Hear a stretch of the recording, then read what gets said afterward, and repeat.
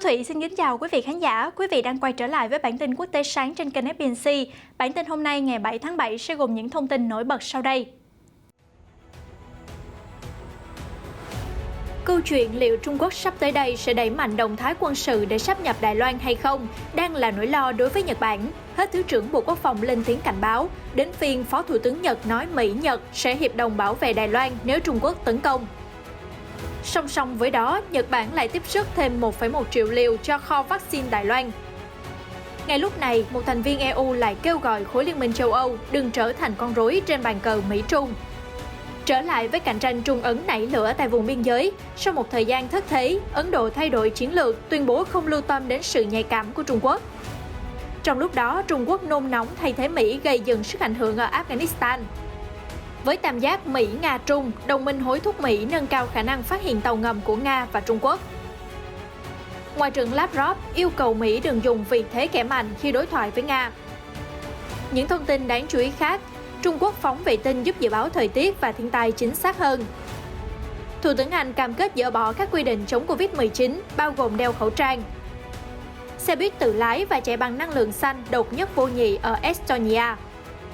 Phát hiện hàng trăm con cá ngựa ở đầm phá Hy Lạp. Tất cả sẽ có trong bản tin quốc tế sáng ngày 7 tháng 7 ngay sau đây.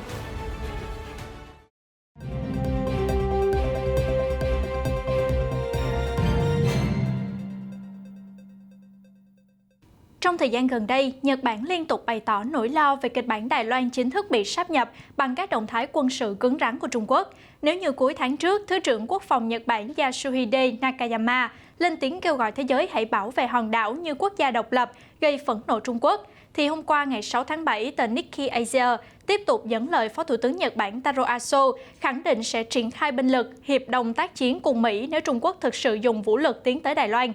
Phó Thủ tướng Nhật đã khẳng định một cuộc tấn công đến Đài Loan sẽ đe dọa đến sự sống còn của Nhật Bản. Nguyên văn ông Aso đã nói rằng nếu có một cuộc chiến nổ ra ở Đài Loan bởi Trung Quốc, Nhật Bản sẽ xem đây là một mối đe dọa sự tồn vong của chính đất nước này. Nếu kịch bản xảy ra, Nhật Bản và Mỹ phải cùng nhau bảo vệ Đài Loan. Đề cập đến lý do nỗi lo gia tăng, ông Aso đã nhắc lại những tuyên bố đanh thép của Chủ tịch Trung Quốc Tập Cận Bình trong buổi lễ kỷ niệm 100 năm ngày thành lập Đảng Cộng sản Trung Quốc về vấn đề Đài Loan. Ông Tập đã nói rằng, giải quyết vấn đề Đài Loan và hiện thực hóa sự thống nhất hoàn toàn của Trung Quốc là một sứ mệnh lịch sử và cam kết không thể lay chuyển. Trở lại với Nhật Bản, do các quy định hạn chế trong hiến pháp của Nhật Bản đối với việc sử dụng các lực lượng vũ trang của mình, Tokyo chỉ được phép huy động lực lượng phòng vệ Nhật Bản SDF để tiến hành các động thái phòng thủ bảo vệ quốc gia. Trước đây, kịch bản duy nhất mà SDF có thể sử dụng vũ lực là liên quan đến một tình huống tấn công vũ trang, chẳng hạn như một cuộc tấn công có tổ chức và được tính toán trước nhằm vào lãnh thổ, vùng biển hoặc không phận của Nhật Bản. Năm 2015, dưới thời Thủ tướng Shinzo Abe, Nhật Bản đã ban hành một loạt luật an ninh nhằm mở rộng điều kiện triển khai SDF, một khái niệm mới liên quan đến các tình huống đe dọa sự tồn vong của Nhật Bản. Với khái niệm mới này, các chính trị gia Nhật Bản diễn giải các hoạt động phòng thủ của Tokyo sẽ được kích hoạt miễn là có các động thái thù địch đe dọa an ninh Nhật Bản, chứ không cần phải là những đòn tấn công trực tiếp vào Tokyo. Trước đó, Thứ trưởng Quốc phòng Nhật Bản đã lưu ý rằng Tokyo và Đài Bắc rất gần nhau về mặt địa lý. Do đó, nếu điều gì đó xảy ra ở Đài Loan, nó sẽ ảnh hưởng đến quần Okinawa của Nhật Bản, nơi đóng quân của 55.000 binh lính Mỹ cùng gia đình của họ. Trong khi, theo khái niệm phòng thủ mới của Nhật Bản, vì Hoa Kỳ chịu trách nhiệm bảo vệ Nhật Bản theo Điều 5 của Hiệp ước An ninh, nên nếu Hoa Kỳ bị tấn công, điều này có thể ảnh hưởng đến sự tồn vong của Nhật Bản. Do đó, Nhật-Mỹ hoàn toàn có thể triển khai các cuộc tập trận hiệp đồng tác chiến phòng thủ. Không chỉ để ngỏ một sự trợ giúp về binh lực nếu Đài Loan bị tấn công, mà Nhật Bản hôm thứ Ba ngày 6 tháng 7 cũng đã thông báo họ sẽ tiếp tục vận chuyển khoảng 1,1 triệu liều vaccine AstraZeneca đến Đài Loan sau 1,24 triệu liều viện trợ vào tháng trước, góp phần làm mạnh thêm nữa kho vũ khí vaccine của hòn đảo này. Theo kế hoạch dự kiến, chuyến hàng sẽ hạ cánh ở Đài Loan vào thứ Năm ngày 8 tháng 7 theo giờ địa phương. Nguồn tin từ Reuters cho biết 1,1 triệu liều vaccine đến Đài Loan nằm trong nguồn tài trợ hàng triệu liều vaccine AstraZeneca của Nhật Bản cho các nước láng giềng châu Á trong tuần này. Thông tin được đưa ra bởi Bộ trưởng Ngoại giao Toshimitsu Motegi trong cuộc họp báo thường kỳ. Ngoại trưởng Motegi còn cho biết thêm 1 triệu liều mỗi loại sẽ được gửi đến Thái Lan, Philippines và Việt Nam trong tuần này sau các đợt quyên góp trước đó cho Indonesia và Malaysia. Trước đó, Nhật Bản đã thu xếp mua 120 triệu liều vaccine của AstraZeneca, trong đó phần lớn nguồn cung do các công ty trong nước sản xuất. Các cơ quan quản lý tại Nhật Bản đã phê duyệt việc tiêm vaccine vào tháng 5. Theo Reuters, Nhật Bản đã cam kết 1 tỷ đô la và 30 triệu liều cho chương trình chia sẻ vaccine toàn cầu COVAX, nhưng cho đến nay các khoản tài trợ của nước này vẫn nằm ngoài chương trình đó. Các lô hàng đầu tiên của Nhật Bản thông qua cơ sở COVAX dự kiến vào giữa tháng này, với khoảng 11 triệu liều được cung cấp cho các quốc gia ở Nam Á và các đảo ở Thái Bình Dương, ông Motegi cho biết. Trong lúc Nhật phát tín hiệu liên thủ cùng Mỹ ở chiến tuyến đối đầu với Trung Quốc, thì một số thành viên của Liên minh châu Âu EU lại lên tiếng kêu gọi hãy tỉnh táo trong bàn cờ thế Mỹ-Trung, đừng để bị điều khiển như con rối. Trước đó, hồi đầu tuần, Chủ tịch Trung Quốc Tập Cận Bình cũng đã nói với Tổng thống Pháp Emmanuel Macron và Thủ tướng Đức Angela Merkel rằng ông hy vọng Trung Quốc và châu Âu sẽ mở rộng hợp tác để ứng phó tốt hơn với những thách thức toàn cầu. Theo Mick Worley, một thành viên của Nghị viện châu Âu đến từ Ireland, đã ra lời kêu gọi Liên minh châu Âu EU hãy độc lập hơn trong việc hợp tác với Trung Quốc, thay vì bị người Mỹ điều khiển. Lý giải cho lập trường của mình, thành viên EU này đã đưa ra luận điểm rằng Mỹ coi Trung Quốc là mối đe dọa, nhưng không nhất thiết những thành viên châu Âu phải tin vào điều đó. Ông Worley kêu gọi châu Âu nên phát huy sức mạnh, lòng dũng cảm và sự độc lập của mình và có tư duy riêng và không bị điều khiển trên bàn cờ Mỹ-Trung này. Trước đó, trong một cuộc gọi video ba bên với Tổng thống Pháp Emmanuel Macron và Thủ tướng Đức Angela Merkel, Chủ tịch Trung Quốc Tập Cận Bình cũng bày tỏ hy vọng rằng người dân châu Âu có thể đóng một vai trò tích cực hơn trong các vấn đề quốc tế, đạt được độc lập chiến lược và mang lại một môi trường công bằng, minh bạch và không thiên vị. Văn phòng của Thủ tướng Merkel xác nhận rằng ba nhà lãnh đạo đã trao đổi quan điểm về quan hệ Liên minh châu Âu-Trung Quốc, cũng như các vấn đề về thương mại quốc tế, bảo vệ khí hậu và đa dạng sinh học. Cuộc trò chuyện cũng xoay quanh sự hợp tác trong cuộc chiến chống lại đại dịch COVID-19, cung cấp vaccine toàn cầu và các vấn đề quốc tế và khu vực. Theo Reuters, vào tháng 5, Nghị viện châu Âu đã ngừng phê chuẩn hiệp ước đầu tư mới với Trung Quốc cho đến khi Bắc Kinh dỡ bỏ lệnh trừng phạt đối với các chính trị gia EU, làm sâu sắc thêm tranh chấp trong quan hệ Trung Âu. Trở lại với cuộc tranh chấp biên giới Trung Quốc-Ấn Độ, nguồn tin từ South China Morning Post cho biết, khi chứng kiến Bắc Kinh ngày càng hiện đại hóa các hệ thống cơ sở hạ tầng ở khu vực gần biên giới, New Delhi cũng không thể bình chân như vậy thêm nữa, mà đang đàm phán xây dựng nhiều dự án hiện đại, báo hiệu động thái thay đổi chiến lược chống lại Bắc Kinh. Điển hình là Bộ trưởng Quốc phòng Rajnath Singh đã khánh thành 63 cây cầu mới và 12 con đường ở 7 bang có biên giới với Trung Quốc trong tháng trước.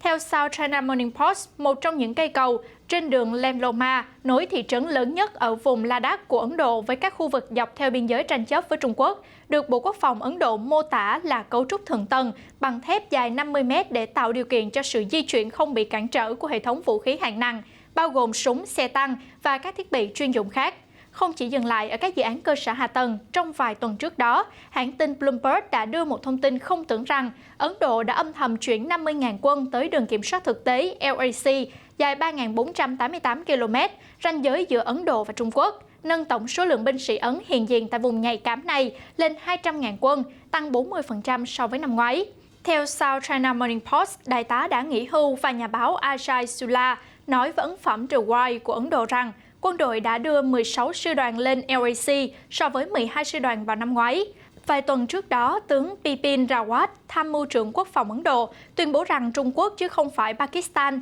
hiện là mối đe dọa chính của Ấn Độ. Các nhà phân tích và cựu chiến binh quân sự nói rằng những phát triển này phản ánh cách New Delhi đang thay đổi cách tiếp cận đối với biên giới tranh chấp trải dài từ Ladakh ở phía Tây đến Arunachal Pradesh ở phía Đông, sau ít nhất 11 vòng đàm phán không hiệu quả giữa chỉ huy quân sự cấp cao của Ấn Độ và Trung Quốc để giải quyết việc rút quân của mỗi nước. Do vậy, chiến lược của Ấn Độ hiện nay là công khai các hành động và ý định củng cố thế trận quân sự và cơ sở hạ tầng biên giới bất chấp sự phản đối của Bắc Kinh. Những cựu chiến binh Ấn Độ nhận định quốc gia của họ đã không còn lưu tâm đến sự nhạy cảm của Trung Quốc nữa. Ở phía Bắc Kinh, các hoạt động cơ sở hạ tầng của Ấn Độ sẽ là một yếu tố gây khó chịu và là một lá cờ đỏ tuyên chiến, bất chấp vì Trung Quốc luôn là nước duy trì lợi thế nhờ những nâng cấp cơ sở hạ tầng nhất quán trong 2 thập kỷ qua. Vào tháng 3, Rawat, tham mưu trưởng quốc phòng của Ấn Độ, thừa nhận rằng Ấn Độ sẽ mất ít nhất 3 đến 4 năm nữa để phù hợp với khả năng cơ sở hạ tầng của Trung Quốc dọc theo LAC.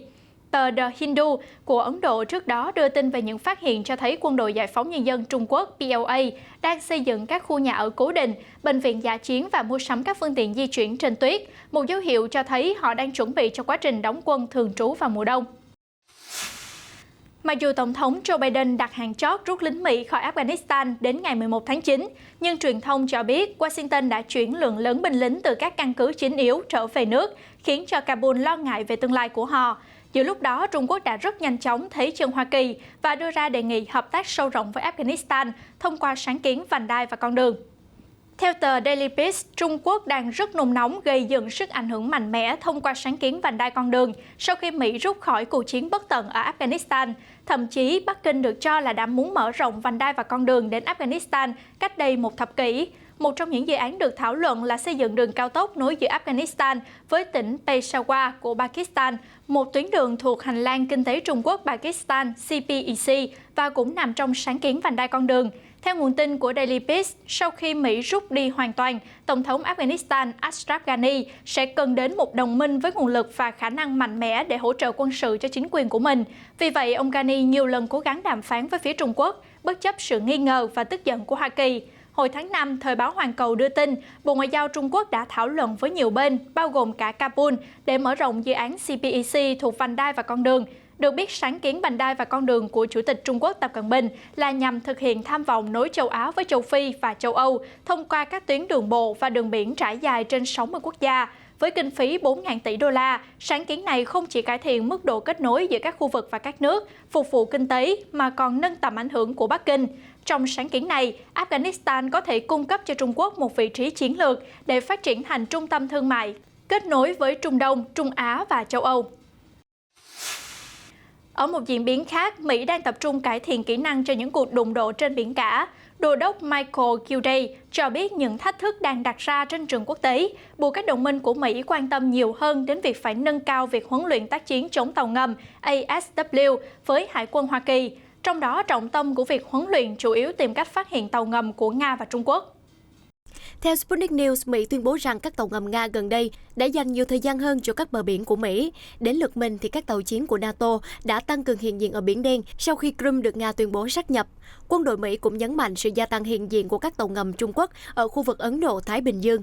Do vậy, sĩ quan hàng đầu của Hải quân Mỹ, ông Michael Gilday nhấn mạnh rằng những yêu cầu từ đồng minh trong việc nâng cao khả năng phát hiện tàu ngầm trên biển chủ yếu là tập trung vào tàu từ Nga và Trung Quốc. Phía Mỹ cũng đồng thời hoan nghênh việc các đồng minh của Mỹ cùng tham gia tập trận chung để chống lại Nga-Trung. Trong đó, Canada, Úc, Nhật Bản, Singapore và Ấn Độ là những quốc gia đã yêu cầu huấn luyện ASW trong năm nay từ Hải quân Hoa Kỳ. Ngoài đợt huấn luyện này, một số quốc gia như Úc, Ấn Độ, Hàn Quốc và New Zealand đã đặt hàng máy bay do thám P-8 Poseidon của Washington, có khả năng phát hiện tàu ngầm. Bình luận của Đô đốc Gilday được đưa ra sau cuộc tập trận tác chiến chống tàu ngầm ASW hàng năm của NATO. Nó diễn ra ở vùng biển gần Iceland, Na Uy và Vương quốc Anh, những nơi mà tàu ngầm Nga đi ngang qua Đại Tây Dương.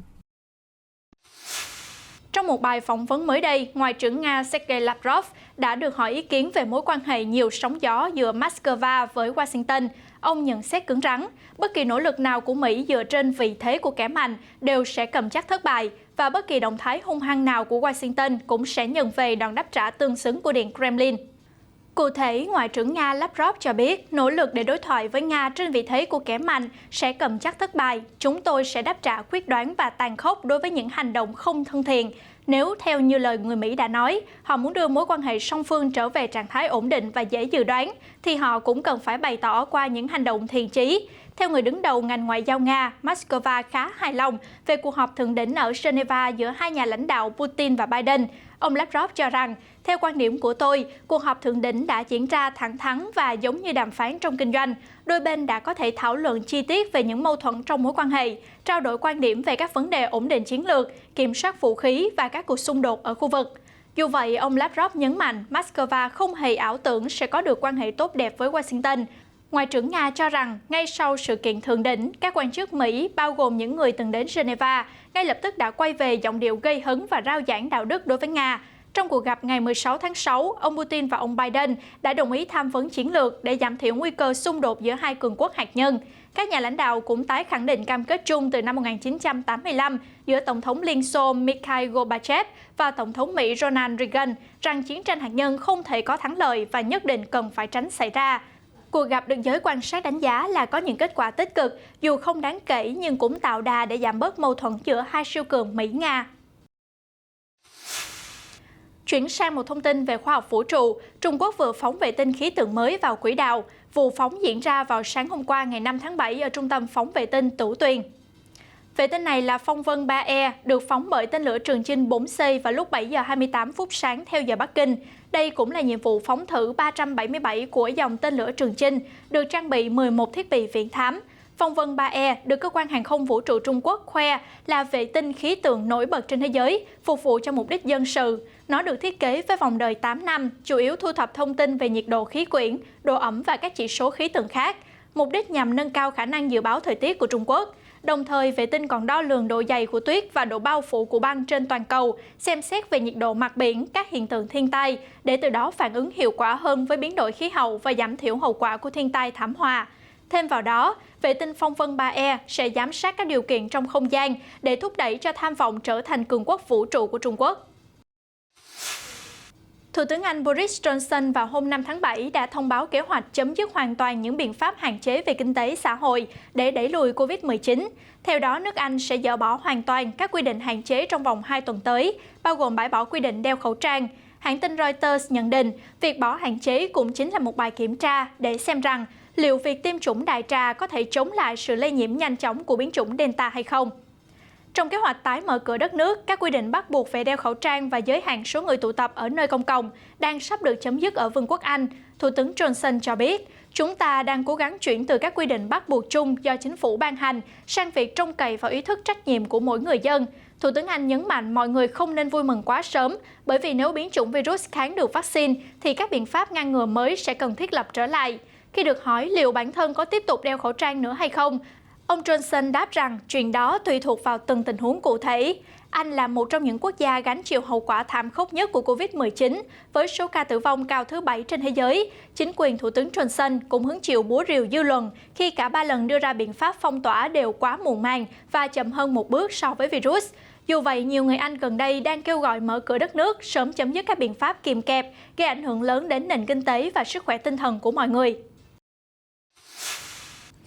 Estonia là quốc gia nhỏ bé ở Bắc Âu với dân số chỉ hơn 1,3 triệu người, thế nhưng sở hữu nền tảng công nghệ cao, đến nỗi nhiều cường quốc cũng phải ganh tị. Mới đây, quốc gia này lại thử nghiệm xe buýt tự hành chạy bằng năng lượng hydro, một phương tiện độc nhất vô nhị trên thế giới hiện nay. Theo đó, một chiếc xe buýt 6 chỗ ngồi đã tự chạy vòng quanh thành phố Tartu trong ngày 5 tháng 7. Nó sử dụng công nghệ tự lái và con người cũng có thể can thiệp, điều chỉnh xe từ xa nếu cần thiết. Dù đang thử nghiệm nhưng chiếc xe buýt độc đáo cũng đã giúp đưa đón hành khách rồi đấy. Rai Karabit, nhà chế tạo xe buýt tự hành kiêm giám đốc kỹ thuật Viện Hóa học Trường Đại học Tartu cho biết, việc cung cấp đầy nhiên liệu cho xe buýt này chỉ tốn có 2 phút, sau đó xe có thể chạy trong vòng 6 đến 7 giờ. Phương tiện này không tốn nhiều thời gian vận hành và 100% thân thiện với môi trường. Các thợ lặn ở Hy Lạp đã rất bất ngờ khi phát hiện hàng trăm con cá ngựa thuộc một loài có nguy cơ bị tuyệt chủng ở ngay tại khu vực đầm phá bị ô nhiễm nghiêm trọng. Theo sau khám phá đáng kinh ngạc này, Hy Lạp dự kiến sẽ nỗ lực làm sạch khu vực đầm phá để bảo tồn các loài sinh vật biển. Các thợ lặn cũng cảnh báo rằng nếu đầm phá này không được dọn sạch thì có thể bầy cá ngựa sẽ biến mất. Anh Vasilis Manzogiannis, một thợ lặn chuyên nghiệp, đồng thời là một chuyên gia về khảo sát địa vật lý và nước ngầm đang nỗ lực bảo vệ loài cá ngựa, hào hứng chia sẻ: "Chúng tôi thấy hàng trăm con cá ngựa ở đây, hy vọng là chúng vẫn còn ở dưới đó. Tôi nghĩ điều tuyệt vời này khó có thể tìm thấy ở nơi nào khác trên Hy Lạp." Lapros Charelos, một thợ lặn địa phương và là người đầu tiên phát hiện đàn cá ngựa ở đầm phá Aitokliko, phía bắc vịnh Patras. Anh Charelos kể, những ngư dân thế hệ trước đã nói về hàng nghìn con cá ngựa từ cách đây nhiều thập kỷ, và đây là lần đầu tiên anh bắt gặp cá ngựa. Đặc biệt, chúng lại xuất hiện ở một nơi mà anh ít ngờ tới nhất. Khi số lượng loài cá ngựa kỳ lạ này trở nên nhiều hơn, ông đã gọi cho Manzogiannis, người đang tái tạo môi trường sống nhân tạo trên đáy biển cằn cỗi ở phía đông bắc Hy Lạp. Manzogiannis cho biết thật độc đáo khi quần thể cá ngựa này có thể sống được ở Hy Lạp, nhưng cá ngựa phát hiện ở đây nhỏ hơn rất nhiều so với ở Aitoliko. Hồ Aitoliko giống một hồ nước khép kín, đạt độ sâu 30 m. Các cá thể cá ngựa được tìm thấy ở hồ này có thể dài đến 20 cm. Khép lại bản tin hôm nay bằng câu chuyện khá ly kỳ của một chú sư tử 18 tháng tuổi bị mất răng nanh và móng vuốt ở Campuchia. Sau khi chính quyền Thủ tướng Hun Sen can thiệp và chăm sóc cho chú sư tử thất lạc, rồi còn biến nó trở thành nhân vật nổi tiếng trên TikTok, trong thời gian tới, chú sư tử sẽ được trở về nhà, đoàn tụ với chủ nhân của mình.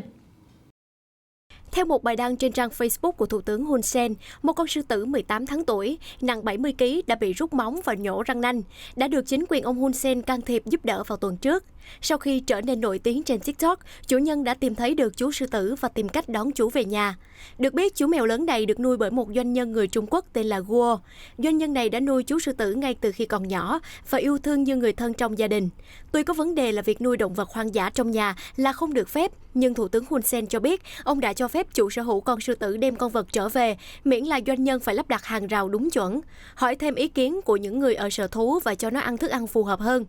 Thủ tướng cũng tiết lộ thêm rằng Guo phải giữ con sư tử trong lồng để bảo vệ các thành viên trong gia đình và hàng xóm, đồng thời đảm bảo nó được cho ăn đúng cách. Ông Hun Sen nói trong một bài đăng trên Facebook của mình rằng trường hợp này là một trường hợp đặc biệt. Tuy nhiên, Tổ chức Bảo vệ quyền động vật PETA vẫn lặp lại không bao giờ được mua động vật ngoại lai từ các đại lý hoặc cửa hàng vật nuôi, đồng thời cảnh báo về mối nguy hiểm của việc buôn bán động vật ngoại lai. Những thông tin vừa rồi cũng đã kết thúc bản tin quốc tế sáng ngày 7 tháng 7 trên kênh FBNC. Những thông tin mới nhất và nóng nhất xoay quanh các vấn đề chính trị, xã hội và đời sống trên toàn cầu sẽ có trong các bản tin quốc tế tiếp theo, phát sóng vào 8 giờ sáng hàng ngày trên kênh FBNC. Thu Thủy xin chào tạm biệt và hẹn gặp lại.